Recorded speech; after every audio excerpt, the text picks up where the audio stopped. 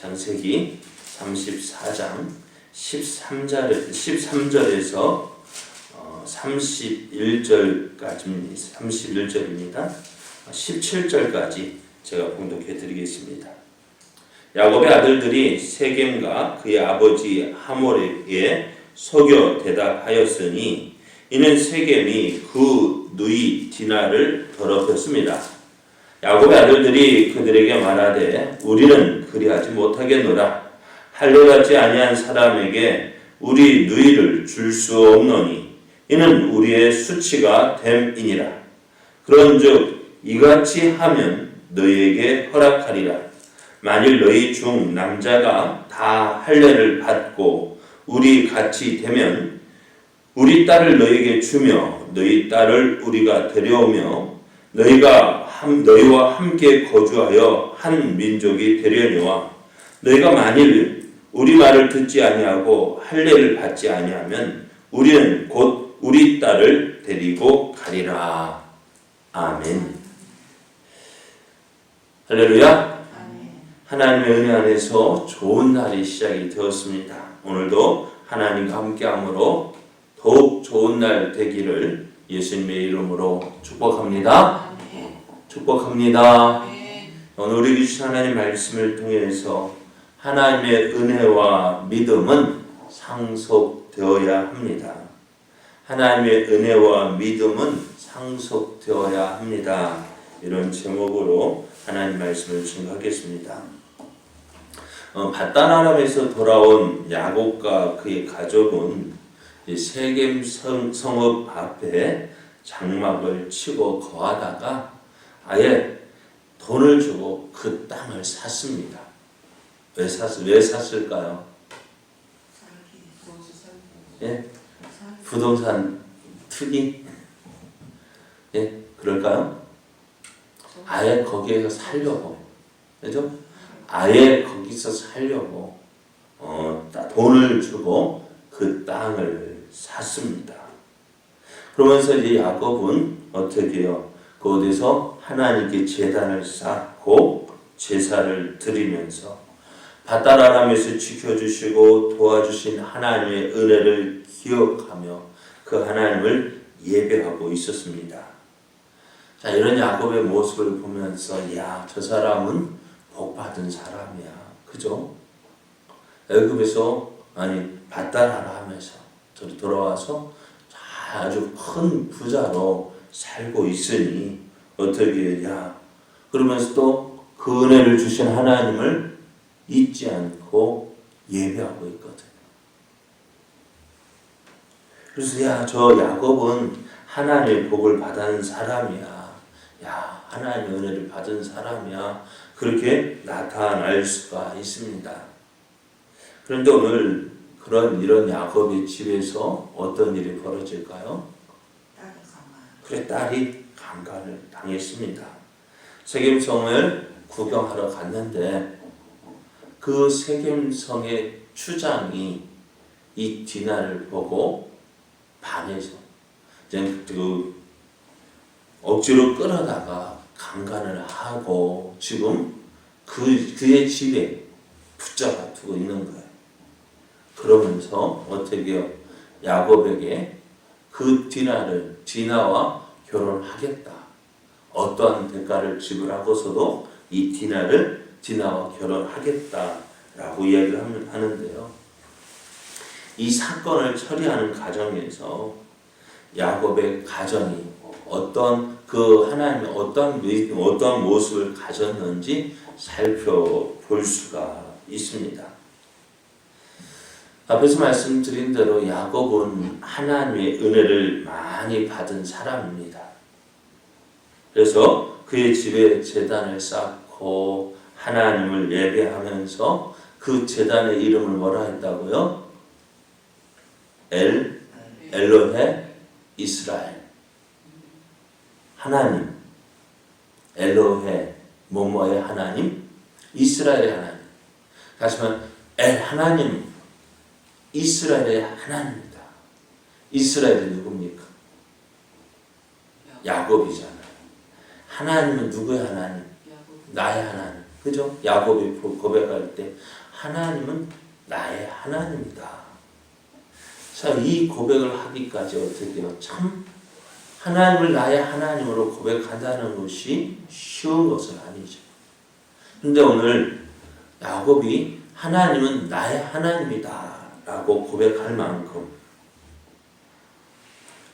야곱의 믿음은 분명했어요. 확실했어요. 또 하나님의 은혜를 그렇게 누리고 고백하는 거야. 야, 하나님은 나의 하나님이야. 하나님 나의 하나님이다. 그렇게 고백을 합니다. 그런데 야곱의 아들들 몇 명이, 지금 11명의 아들, 그들은 어떻게 되었을까? 어떤 믿음일까? 자, 오늘 야곱의 아들의 모습이 어땠는지 계속해서 볼 수 있는데요. 디나의 강간으로 인해서 아들들은 무척 노했습니다. 화가 많이 났습니다. 그리고 이 일을 해결해야 되죠. 어떻게 해결할 것인가? 그래서 세겜성의 추장 세겜과 그의 아버지 하모를 어떻게 이 일을 어떻게 하겠다고요? 결혼해서 우리가 서로 통혼하면서 너 좋고 나 좋고 그러기를 원했습니다. 그런데 이렇게 결혼을 요구하고 있는 이들에게 이 야곱의 아들들이 야, 우리는 그냥 못 준다. 우리는 그렇게 못한다 이야기합니다. 왜? 이 한 가지 조건을 걸어요. 다른 조건 많이 걸어도 되겠는데 한 가지 조건을 내겁니다. 어떤 조건이요? 우리는 하나님의 언약의 백성이다. 할례를 받은 사람이다. 할례를 행하지 아니하면은 우리가 이거 결혼 못한다. 그래서 어떻게 세겜성의 모든 남자들이 다 할례를 받아야 된다라고 이야기합니다. 근데 이 할례가 무엇입니까? 할례가 뭐예요? 언제 시작이 되었어요? 왜 할례를 받아야 됩니까? 이스라엘이? 약속의 예? 아브라함이 그죠? 그 증거로 하나님과 아브라함과 언약을 맺었다. 하나님께서 너희 하나님이 되어주고 또 그 가나안 땅을 이제 이스라엘에 주겠다. 그 언약의 증거로 주신 것이 할례입니다. 그래서 이 언약의 증거, 그러니까 우리는 하나님의 언약의 백성이다라는 그 증거로 할례를 주셨는데요. 그런데 이 야곱의 아들들은 세겜성 사람들에게 할례를 요구합니다. 너희가 할례 받지 않으면은 어떻게 하겠다고요? 이 결혼 못한다. 허락할 수 없다. 그런데 정말 이 아들들이 이 할례를 요구한 이유가 무엇입니까? 무엇을 위해서? 결혼 안 하기 위해서. 예? 결혼 안 하기 위해서 할례를 요구해요? 그들에게 이제 자기 동생 누이를 어떻게 해요? 예? 누이를 결혼하기 위해서. 결혼하기 위해서 할례를 시켰다고요? 그것을 복수하기 위해서죠. 자, 그 이유를 어떻게 보면은 31절 말씀을 보면은 그들이 이르되 그가 우리 누이를 창녀같이 대우하며 오르니까 자기 동생 디나를 어떻게 억지로 데려다가 강간하고 그렇게 대하는 모습이 이들에게는 마음에 들지 않아. 그것을 어떻게 그에 대한 복수를 하기 위해서 속여서 그들을 속여서 어떻게 해요? 다 할례를 받게 합니다. 자, 할례를 받았어요. 세겜성 사람들이 참 순수한 것 같기도 하고요. 이 야곱의 아들들의 말을 듣고 어떻게 해요? 그 세겜성이 돌아가서 하는 말이 야, 우리가 할례를 받자. 우리가 할례를 받으면 저 밖에 있는 야곱의 세력도 만만치 않거든요. 얼마 지난 주일에 말씀드린 것처럼 야곱이 에서에게 예물을 보낸 것이 몇 마리요? 580마리. 580마리를 예물을 드릴 정도로 한다면은 그 예물이 야곱이 가진 것보다 많겠어요? 적겠어요? 적죠. 그러니까 야곱이 가지고 있는 것이 어마어마한 거예요. 그죠? 그러면은 그 양떼를 치기 위한 목자들은 어떻게 될까? 종들은 어떻게 해요? 에서가 400명을 이끌고 있다면은 야곱도 그와 어떻게 해요? 막 그에 비교할 수 있을 만큼 많은 무리를 가지고 있는 거예요. 그래서 대략 몇 명, 한 1000명 이상이 모였다고 생각해 보십시오. 그러니까 그 숫자가 결코 작은 숫자가 아니에요. 그러니까 이 세겜성의 아들이 세겜이 돌아가서 세겜성 사람들을 설득할 때, 자 봐라, 우리가 할례를 행한다면은 저 밖에 있는 야곱, 저들이 가지고 있는 재산이 다 누구 것이 되겠느냐? 우리 것이 되지 않겠느냐? 하면서 세겜성의 남자들을, 세겜성 사람들을 설득시켜가지고 어떻게 해요? 다 할례를 받게 했다는 거예요. 근데 이 할례를 받고 3일이 지나면요, 그게 가장 아플 때가 되어져요. 그러니까 이 가장 중요한 거, 거기를 아프고 있어봐 뭐 손 쓸 수가 없잖아. 그죠? 그럴 때 이 야곱의 아들들이 그 집의 하인들을 데려다 함께 어떻게 세겜성의 모든 남자들 다 기습해서 다 쳐서 죽인 거예요. 뿐만 아니라 그 세겜성에 있던 그 돌아오지 못한 그 디나를 데려오고 그 세겜성의 모든 것을 다 노략질했어요. 물론 이것이 야곱이 이렇게 해가지고, 야곱은 어떻게 보면 그들이 그렇게 돌아올 때에 이제 큰 위기가 몰려오게 됩니다. 왜요? 세겜성 사람, 그 지역은 어떻게 해요? 그러니까 세겜성 사람만 그냥 있는 것이 아니라 그 뒤에도 자기 부족들이 있는 거예요. 그러니까 어떻게 자기 부족이 공격당했으니까 어떻게 될까요? 그들이 연합해서 야곱을 추격하고 야곱의 가족이 어떻게 해요? 멸망당할 위기를 당하게 되어집니다. 다른 그런 가운데서 오늘 야곱의 아들들을 보면은요, 무엇을 이용했어요? 이 세겜성 사람들에게 복수하기 위해서 무엇을 사용해요? 무엇을 이야기했어요? 할례, 하나님의 거룩한 언약의 증거인 그 할례를 자신들의 복수를 위한 수단으로 사용을 합니다. 야곱의 아들들에게는 하나님의 거룩한 이름도 또 그 하나님의 언약의 증거도 무엇을 위해서라면, 자신의 목적을 위해서라면은 아무렇지도 않게 사용합니다. 그만큼 야곱의 아들들에게 있어서는 뭐가요? 하나님이라는 존재가 어떤 존재로 여겨졌을까요? 가장 하나님의 이 야곱이 하나님은 나의 하나님이라고 고백할 만큼 그렇게 존귀하게 여겨졌는데, 야곱의 아들들에게서는 그 하나님 어떤 존재예요? 자신의 유익을 위해서라면, 자신의 목적을 위해서라면 얼마든지 이용할 수 있는, 그죠? 하나님은 어떤 하나님, 내 목적을 위해서 이용할 수 있는 그런 존재가 되어졌다는 거예요. 그렇다면은 야곱이 고백하였던 하나님은 나의 하나님이라 고백했는데, 그 하나님, 그 야곱의 믿음, 그 믿음이 그 야곱의 자녀들에게는 전달되지 않았다는 거예요.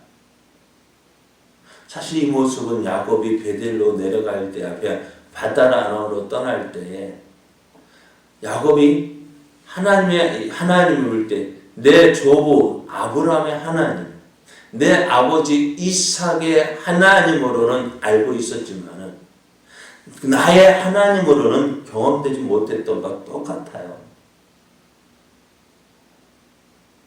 안 그래요? 아버지는 열심히 하나님을 믿고 있지만 하나님에 대한 분명한 확신이 있고 내가 하나님을 위해서 살아야 되겠다. 그런 믿음이 있지만 그래서 그 하나님 말씀에 순종하며 하나님을 기쁘시게 하며 믿음으로 살아가고 있지만 그 자녀들은 어때요? 그 자녀들은 어떨까요? 하나님을 믿는 것 같지만 그 하나님을 어떻게 사용해요? 내 유익을 위해서라면, 내 목적을 위해서라면 이렇게 사용되어지기도 하고 저렇게 사용되어지기도 하고 심지어는 내 목적을 위해서라면 어떻게 내 유익을 위해서라면 하나님도 그냥 버릴 수 있는 그런 존재로 여겨지고 있다는 거예요. 왜 그럴까요? 무엇 때문일까요? 우리는 이렇게 나만 잘 믿으면 되겠지. 나만 잘 믿으면 내 자녀들 알아서 믿게 되겠지. 야곱도 분명히 하나님에 대한 믿음이 있었고 경험도 있었고 그 증거들이 있었지만은 그 은혜가 어떻게 자녀들에게 전달이 되지 않은 거야. 또 오늘 지금 야곱이 세겜 성읍에 살고 있는 그 모습도 그렇습니다. 하나님께서 야곱을 바달 아람에서 돌아오게 하신 이유가 무엇일까요? 어디에서 만나자고요? 어디에서? 나는 베델의 하나님이라. 내가 바달 아람으로 출발할 때 나에게 소원했던 것, 그것을 지켜라. 하나님께서 바달 아람에서 야곱을 부르실 때 야곱은 어디로 올라가야 돼? 하나님의 집 베델로 올라가야 되는데 지금 세겜 성 중간에 머물고 있었다는 거예요. 그곳에서 정치를 아예 내 땅, 내 집 거기에서 머물고 있었다는 거예요. 하나님에 대해서 온전한 순종을 하지 못했습니다. 그 모습을 보니 어떻게 자녀들도 하나님을 알고 있었지만은 하나님을 알고 있지만은 그 하나님이 어떤 존재인지 어떻게 섬겨야 될 것인지 알지 못했고 하나님의 이름은 알고 있었지만 어떻게 내 유익을 위해서라면 내 이익을 위해서라면 언제든지 이용할 수 있는 그리고 그 이용 목적이 다 되어지면 어떻게 돼요? 언제든지 버릴 수 있는 그런 존재로 생각되어지고 있다는 거예요. 무엇 때문일까요? 야곱은 그가 믿은 하나님, 그에게 은혜를 주신 하나님, 그에게 인도하신 하나님을 자식들에게 온전히 보여주지 못했습니다.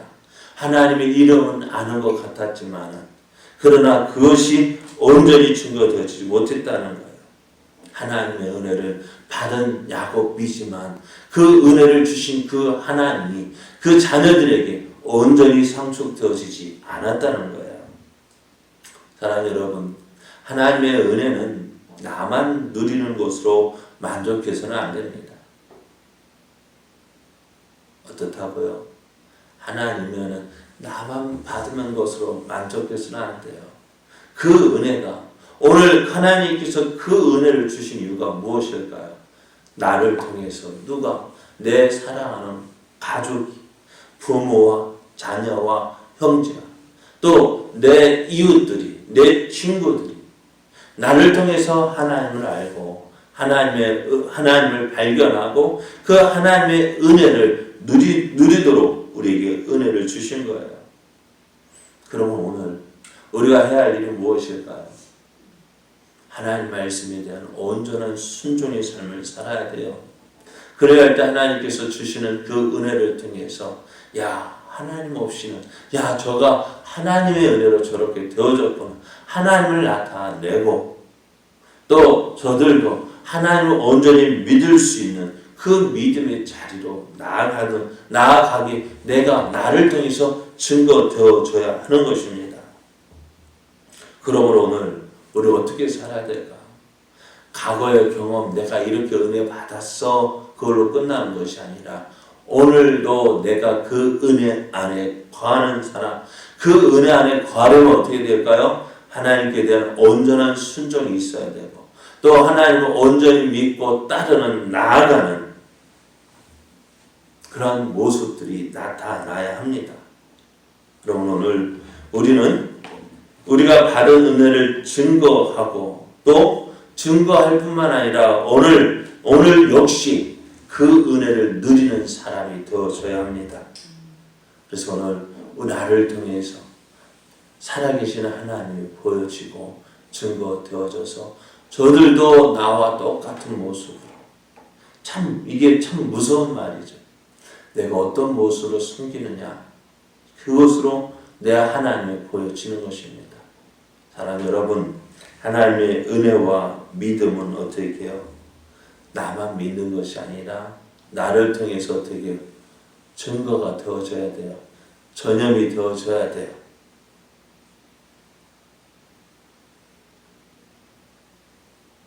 어떻게 된다고요? 전염이 되어져야 코로나도 어떻게 돼요? 전염되죠. 전염되잖아요. 안 좋은 것도 그렇게 전염되어지는데 우리는 누구를? 예수님을 전파하는.